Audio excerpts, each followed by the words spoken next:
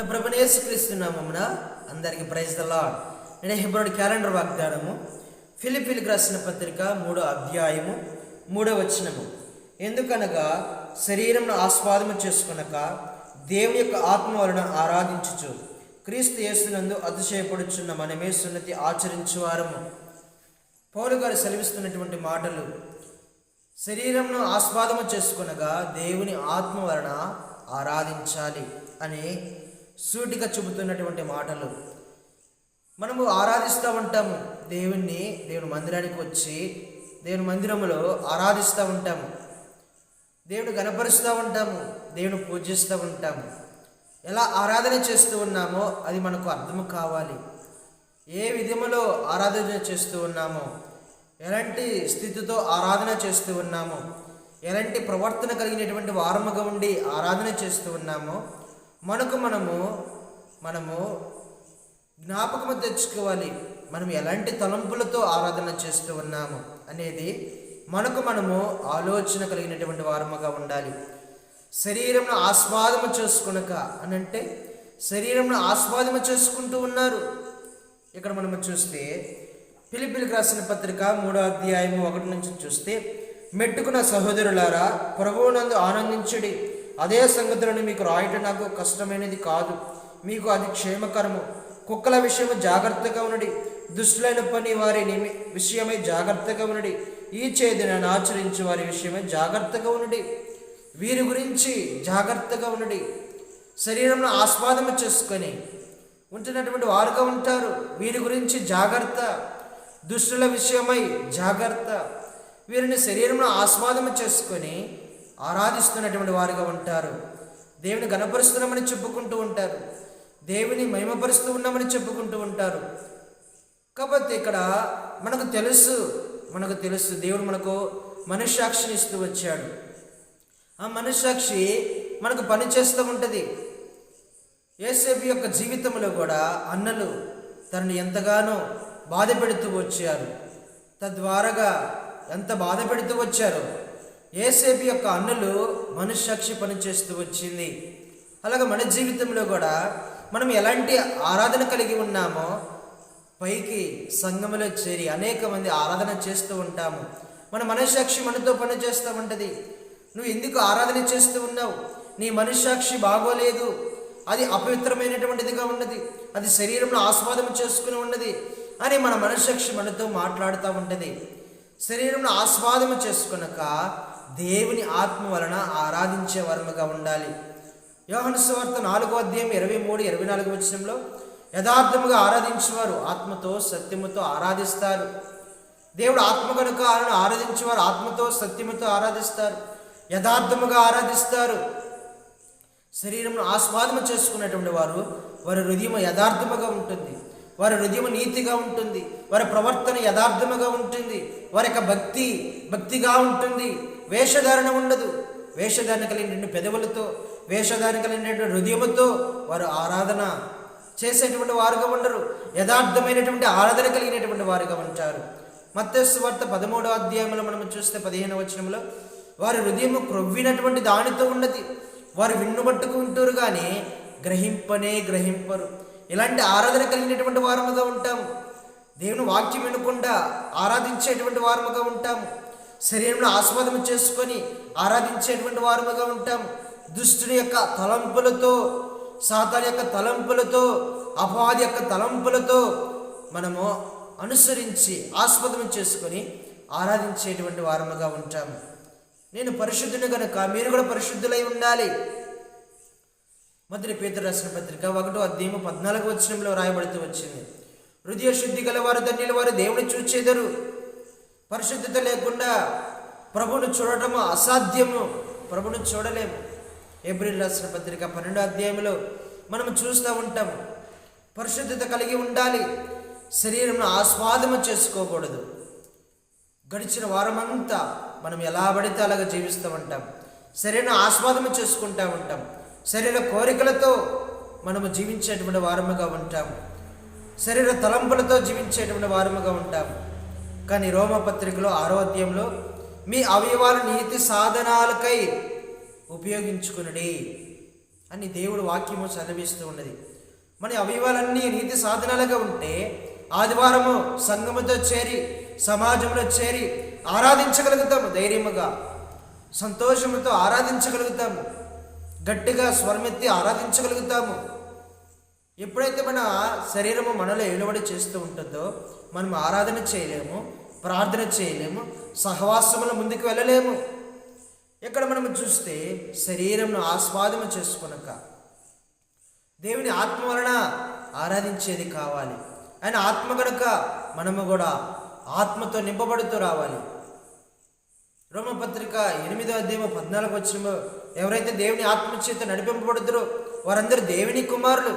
దేవుని ఆత్మ కావాలండి. దేవుని ఆత్మను మనము సంపాదించుకోవాలి. దేవుని ఆత్మ మనలో ఉన్నటువంటి విధానములో మనం ప్రవర్తించే వారముగా ఉండాలి. దేవుని ఆత్మ మనలో ఎలా ఉంటుంది? దేవుని వాక్యము, నేను యొక్క సహవాసము, ప్రార్థన, ఆత్మ సంబంధమైనటువంటి పరిచర్య, మన యొక్క పరిశుద్ధత, వీటన్నిటి ప్రకారముగా మనం ఉంటే ఆత్మ అనేది మనలో వెలిగించబడేటువంటిదిగా ఉంటుంది. అది ఎప్పుడు వెలిగేదిగా ఉంటుంది, ఆరిపోదు. ఆత్మ మనలో వెలిగేటువంటిదిగా ఉంటుంది. దేవుని వాక్యము చేత, దేవుని యొక్క సన్నిధి చేత, ప్రార్థన ద్వారాగా మనము పరిచర్యలో ఆత్మతో నింపబడినటువంటి వారముగా ఉంటే ఎప్పటికప్పుడు వెలిగించబడినటువంటి వారముగా ఉంటాము. ఆత్మ కలిగినటువంటి వారముగా ఉంటాము. ఆత్మ చేత నడిపింపబడేటటువంటి వారముగా ఉంటాము. ఆత్మ ప్రేరణ కలిగినటువంటి వారముగా ఉంటాము. ఆత్మ మనలను ఏలుబడి చేసి నడిపించేటువంటిదిగా ఉంటుంది. దేవుడు ఆత్మ కనుక మనం ఆరాధించేటువంటి విధానములో మనం ఆరాధించాలి. దేవుని ఆత్మ కలిగినటువంటి వారు దేవుని కుమారులు. శరీరం ఆస్వాదం చేసుకుంటే అది మరణమే, అది జీవము కాదు అని మనకు రోమాపత్రిక 8వ అధ్యాయంలో మనం చూస్తూ ఉంటాము. శరీరం ఆస్వాదం చేసుకుంటే అది మరణమే అని చాలా చక్కగా రాయబడుతూ వచ్చింది. రోమపత్రికలో మనము చూస్తే రోమపత్రిక 8వ అధ్యాయము 5వ వచనంలో చూస్తే శరీరానుసారులు శరీర విషయముల మీద మనసునంతురు, ఆత్మానుసారులు ఆత్మ విషయముల మీద మనసునంతురు. శరీర సారమైన మనసు మరణము, ఆత్మానుసారమైన మనసు జీవమును సమాధానమునై ఉన్నది. శరీరానుసారమైనటువంటి మనస్సు మరణము, ఆత్మానుసారమైనటువంటి మనసు జీవమును సమాధానమునై ఉన్నదంట. సమాధానము మన యొక్క హృదయము, మన యొక్క ఆత్మ ఎప్పుడు సమాధానంతో ఉంటుంది, ఎప్పుడు జీవము కలిగినటువంటిదిగా ఉంటుంది. శరీర సారమైనటువంటి మనస్సు మరణానికి తీసుకువెళ్ళేటువంటిదిగా ఉంటుంది. ఇక్కడ మనం చూస్తే ఏలైనగా శరీర సారమైన మనస్సు దేవునికి విరోధమైనది, అది దేవుని ధర్మశాస్త్రమునకు లోబడదు, ఏ మాత్రము లోబడనేరదు. కాగా శరీర స్వభావం గలవారు దేవుని సంతోషపరచనేరరు. శరీరం ఆధారం చేసుకొని ఎలా ఆరాధన చేస్తామండి? శరీరముతో నింపబడి ఎలాగ ఆరాధన చేస్తాం? అది దేవునికి విరోధమైనటువంటిది. అది దేవుని యొక్క ఆలోచనకు లోబడదు. అది ఎంత మాత్రమో లోబడదు. శరీరానికి ఆత్మకి ఎప్పుడు విరోధమే, పోరాటమే. ఆత్మానుసారముగా ఉంటారు. శరీరానుసారులు శరీరానుసారంగా ప్రవర్తిస్తారు, లోబడరు, దేవుని సంతోషపెట్టడు, విరోధముగా ఉంటారు. ఇలాంటి ముసుగులు ఉన్నటువంటి వారు క్రైస్తవ జీవితంలో చాలామంది ఉన్నారు. కాబట్టి మనం ఏ ఆత్మతో నింపబడి ఆరాధన చేస్తున్నటువంటి వారముగా ఉండాలి. శరీరానుసారముగా ఆరాధిస్తారు, ఆత్మానుసారముగా ఆరాధిస్తారు. శరీరానుసారులు ఆరాధించేది మరణమే, ఆత్మానుసారముగా ఆరాధించేటువంటిది జీవమును సమాధానమై ఉంటుంది. దేవుని సంతోషపరిచేదిగా ఉంటుంది, దేవుని మహిమపరిచేదిగా ఉంటుంది. దేవుని నిజమైనటువంటి యథార్థము కలిగినటువంటి ఆరాధన కలిగినటువంటి వారముగా ఉంటాము. నీతి సాధనాలుగా ఉంచుకోవాలి. దేవుని యొక్క పరిశుద్ధతను కలిగి ఉండాలి, సమాధానము కలిగి ఉండాలి. దేవునికి విరోధముగా జీవించితే మనం ఆరాధన వచ్చి వాక్యం చెబుతూ ఉంటాము, అనేక మీటింగులకి వెళుతూ ఉంటాము. దేవుని ఆత్మ లేకపోతే, శరీరాన్నితో నింపబడితే నువ్వు ఎంత ఆరాధించినా, ఎంత వాక్యము చెప్పినా అది నిష్ప్రయోజనమే. ఆత్మానుసారముగా ఉండాలి, ఆత్మానుసారంగా జీవించాలి, ఆత్మతో నడిపింపబడుతూ రావాలి. ఆత్మ మనలో ఏలుబడి చేయాలి, ఆత్మ మనలో వెలిగించబడేటువంటిదిగా ఉండాలి. ఆత్మ కలిగినటువంటి జీవితము మనం జీవించేటువంటి వారముగా ఉండాలి. అది దేవునికి సంతోషకరమైనటువంటిది, అది దేవునికి మహిమ తెచ్చేటువంటిది, అది దేవునికి లోబడేటువంటిది. నేటి దినాలలో చాలా రకాలుగా ఆరాధిస్తూ ఉన్నటువంటి వారముగా ఉన్నాం. కొంతమంది మనుషుల కోసం ఆరాధించేటువంటి వారుగా ఉంటారు. కొంతమంది వారి కంఠస్వరం వినబడడానికి వారి స్వరం విని అనేక మంది ఇలాగ ఉండాలి అని అన్నటువంటి భ్రమలో జీవించేటువంటి వారుగా ఉంటారు.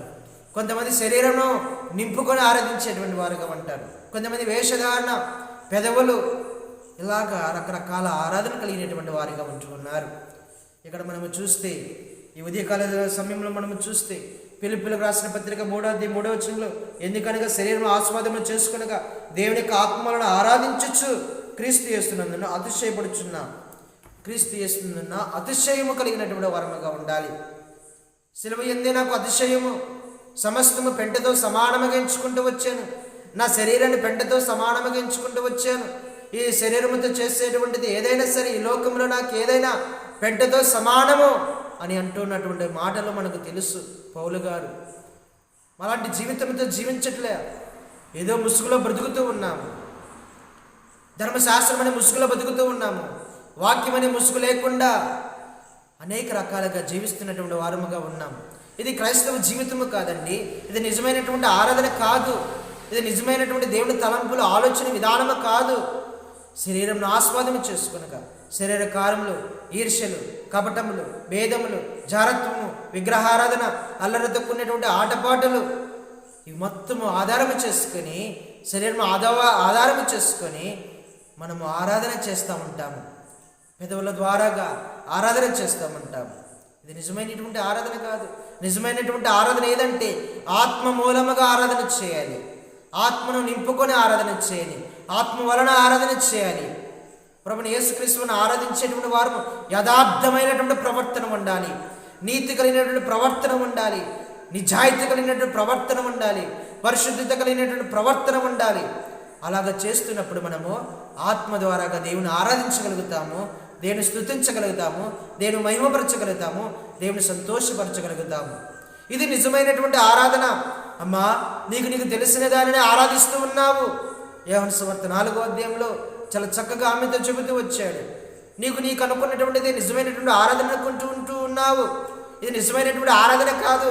నన్ను ఆరాధించేవారు యథార్థముగా ఉండాలి, పరిశుద్ధత కలిగి ఉండాలి, లోబడాలి, విరోధముగా పని చేయకూడదు.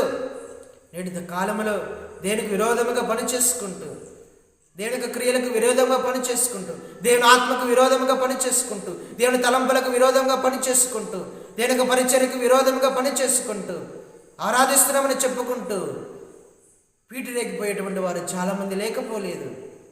నిజమైనటువంటి భక్తి ఇదే అనుకుంటూ ఉన్నారు. నిజమైనటువంటి ఆరాధన ఇదే అనుకుంటూ ఉన్నారు. నిజమైనటువంటి దేవుని యొక్క ఆలోచన విధానం అనుకుంటూ ఉన్నారు. నాకు తెలిసిన దానినే నేనే కరెక్ట్, నేనే యథార్థత కలిగినటువంటి వాడిని, నా దగ్గర ఏ లోపం లేదు అన్నటువంటి వారముగా ఉండి భ్రమ కలిగినటువంటి ఆత్మలో జీవిస్తున్నటువంటి వారముగా ఉన్నాం. మనుష్యాక్షి మనలో పనిచేస్తూ ఉంటుంది. ఆదివారము ఎలాంటి ఆరాధన కలిగి ఉన్నామో అని తిరుగుచూ ఉంటాడు. నీ మనుష్యాక్షి నీతో మాట్లాడుతూ ఉంటుంది. శరీరానుసారంగా ఆరాధిస్తూ ఉన్నావా, ఆత్మానుసారంగా ఆరాధిస్తూ ఉన్నావా అనేది దేవుడు మనకు ప్రశ్న చేస్తూ ఉంటాడు. మన మనుష్యాక్షి మనలో దేవుడు మాట్లాడుతూ ఉంటాడు. నా బిడ్డ ఆత్మానుసారముగా ఆరాధన చేస్తూ వచ్చింది, తన దగ్గర ఏ లోపము లేదు, పరిశుద్ధితో కలిగినటువంటి వాడుగా ఉండి విరోధముగా పని చేయకుండా నన్ను సంతోషపెట్టినటువంటి వాడుగా ఉన్నాడు అని దేవుడు ఆ సంతోషపడేటువంటి వాడుగా ఉంటాడు. శరీర కార్యములతో నింపబడి శరీరం ఆధారం చేసుకొని నువ్వు వచ్చి ఆరాధన చేస్తే పెదవుల ద్వారాగా హృదయమును అపవిత్రము చేసుకొని ఆరాధన చేస్తే అది నిజమైనటువంటి ఆరాధనగా లెక్కించబడదు, పరిగణించబడదు. యథార్థమైనటువంటి ఆరాధన కావాలి. ఆత్మ వలన దేవుని ఆత్మ వలన కలిగినటువంటి ఆరాధన కావాలండి. అపవాది దుష్ట యొక్క తలంపులు, ఆలోచనలు శరీర కాలములతో నింపబడి ఆరాధన చేస్తే అది శరీర సంబంధమైనటువంటి ఆరాధనే తప్ప ఆత్మ సంబంధమైనటువంటి ఆరాధన కానేరదు. ఉదయకాల సమయంలో దేవుడు మనతో మాట్లాడుతున్నటువంటి మాటలను పెడచెవిని పెట్టక లోబడేటువంటి వారముగా ఉండి వాక్యానికి లోబడాలి, వాక్యానికి విధేయత చూపించాలి, వాక్యముతో మనం సహవాసం చేయాలి, వాక్యము మనలో ఏలుబడి చేస్తూ రావాలి. అప్పుడు ఆత్మానుసారముగా ఆరాధించడానికి మన మనస్సాక్షి మనతో మాట్లాడుతూ ఉంటుంది. కాబట్టి ఈ ఉదయకాల సమయంలో మనం ఎలాంటి ఆత్మతో నింపబడి ఉన్నాము? దేవుడు మనతో మాట్లాడుతూ ఉన్నాడు. శరీరానుసారమైనటువంటి మనస్సు మన దగ్గర ఉండకూడదు. ఆత్మానుసారమైనటువంటి మనస్సు ఉండి ఆరాధించే వారముగా ఉండాలి.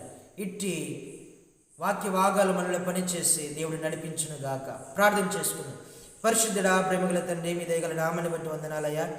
ఈ ఉదయకాల సమయంలో మాతో మాట్లాడిన ప్రతి లేఖన భాగాన్ని బట్టి వందనాలు ప్రభా. శరీరంను ఆస్వాదం చేసుకునగా దేవుని ఆత్మ వలన ఆరాధించచ్చు అనే స్పష్టంగా మాతో మాట్లాడుతూ వచ్చారు ప్రభా. మేము ఎలాంటి ఆరాధన కలిగి ఉన్నావో మీకు తెలుసు. మా మనసాక్షి ఏంటో మీకు తెలుసు ప్రభా. దేవుని ఆత్మ కలిగినటువంటి వారముగా ఆరాధన చేయమని కోరుతూ వచ్చారు. శరీరసారమైనటువంటి మనస్సు అది విరోధమైనటువంటిది, అది లోబడదు, మీకు సంతోషాన్ని పుట్టించదు, దుఃఖమును పుట్టిస్తూ ఉంటుంది ప్రభా. అది మరణము ప్రభా. ఇలాంటి ఆరాధన మాలో ఏలుబడి చేయకుండా ఆత్మానుసారమైనటువంటి మనస్సు, ఆత్మ కలిగినటువంటి మనస్సుతో మేము యథార్థమైనటువంటి ఆరాధన చేసేవారముగా, శరీరాన్ని ఆస్వాదం చేసుకుండా ఆత్మ వలన కలిగినటువంటి ఆరాధన చేసి మిమ్మల్ని మహిమపరిచి మిమ్మల్ని సంతోషపెట్టేటువంటి వారముగా మమ్మల్ని సిద్ధపరుస్తున్నామని ప్రార్థన చేస్తూ నేను ఆ ప్రార్థన ప్రభువైన యేసుక్రీస్తు పరిశుద్ధ నామములో ప్రార్థించి అడిగి పెట్టుకుంటూ నాము తండ్రి. ఆమేన్. అందరికీ ప్రైజ్ ది లార్డ్.